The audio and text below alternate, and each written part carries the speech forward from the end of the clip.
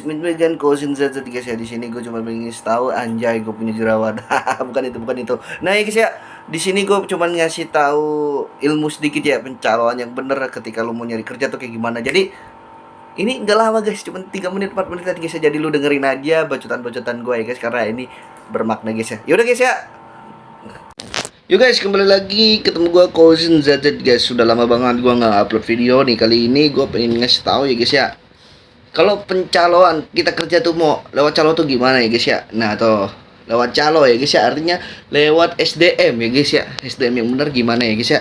Nah lu lihat di sini ada gelembung bulat di sebelah kiri, itu adalah KTP ya guys ya. KTP orang yang sedang ingin cari kerja ya gitu ya, yang pengen kerja. Dan sedangkan kanan yang gelembung awan adalah KTP orang SDM-nya ya guys ya. Jadi gitu. Ketika lu misalnya bilang ditawarin temen ya kan, wah ini lu mau kerja di sini nih ya kan, PTA, PTB, PTC ya kan. Nah, lu dikenalin SDM-nya. Kalau SDM-nya nggak mau menunjukkan KTP-nya, hati-hati, itu penipuannya guys ya. Itu poin pertama paling penting ya guys ya.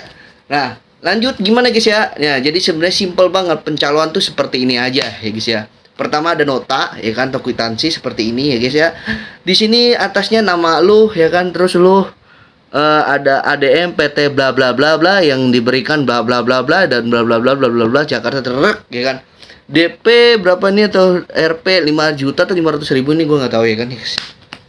Jadi gini guys, ketika lu yang pengen nyari kerja ya guys. Nah di sini adalah namanya Nazwar S ya kan. Nah lu tanda tangan jangan di atas materai. Yang harus tanda tangan di atas materai adalah orang pencalonya atau ADM-nya atau SDM-nya gitu guys ya. Karena dia akan bertanggung jawab ketika kita udah ngasih duit misalnya 5 juta atau 500.000 ya kan, kita nggak dapat kerja ya kan, kita bisa minimal lah ya refund, ambil duitnya kembali ya guys ya, minta pertanggungjawabannya secara personal ke orang yang kita sebut calo itu guys ya, atau orang dalam itu guys ya, ADM atau SDM-nya gitu ya guys ya. Jadi gitu guys ya, cara yang bener kerja itu kalau lewat calo kayak gini guys ya, simple gini doang ya guys ya. Dan pencalonnya harus mau KTP-nya difoto. Itu penting nomor 1. Kedua, pencalonnya mau berbagi share nomor WhatsApp-nya atau nomor teleponnya. Itu 2. Ketiga,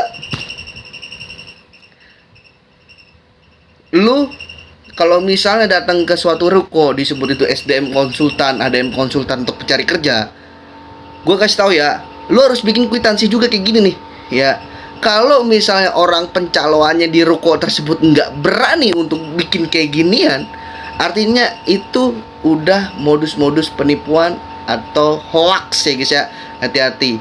Jadi ketika lu misalnya nanti datang ya kan, dapat panggilan kerja, terus datangnya ke ruko-ruko ADM, SDM konsultan kayak gitu, yayasan-yayasan kayak gitu, ada yang bener, ada juga yang enggak. Nah, untuk masa modern kayak gini nih, bahayanya yang enggaknya ini guys ya, yang penipuannya ini dan juga yang beneran sulit kita bedakan. Jadi gimana cara bedanya? Simpelnya kayak gini guys ya. Kalau beneran begini gitu loh.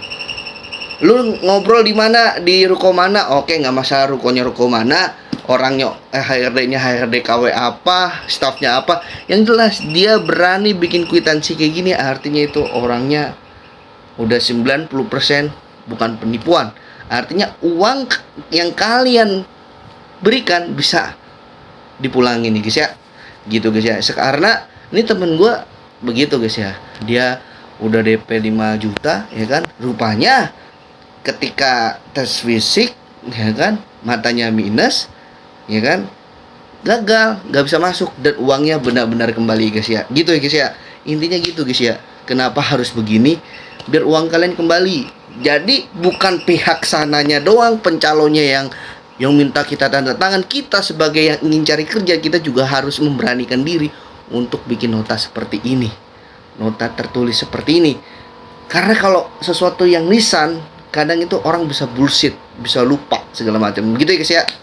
Nah, kalau lo mau tahu gimana penipuan tuh kayak gimana, nantikan next episode ya guys ya.